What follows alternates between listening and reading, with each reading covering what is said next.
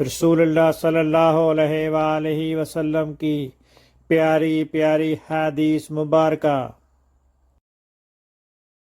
Make sure you like and subscribe to my channel for more hadiths. یحییٰ بن سلیم نے بیان کیا، ان سے اسماعیل بن امیہ نے، ان سے سعید بن ابی سعید نے، اور ان سے ابو ہریرہ رضی اللہ عنہ نے کہ نبی کریم صلی اللہ علیہ وسلم نے بتلایا کہ اللہ تعالیٰ کا فرمان ہے کہ 3 قسم کے لوگ ایسے ہیں کہ جن کا قیامت میں خود مدعی بنوں گا۔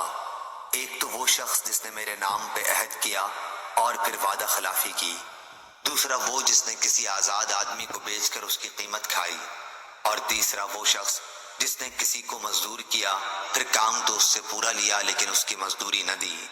صحیح بخاری حدیث نمبر 2270۔ اللہ تعالیٰ اس کے چہرے کو روشن کرے جو حدیث مبارکہ سن کر آگے پہنچائے۔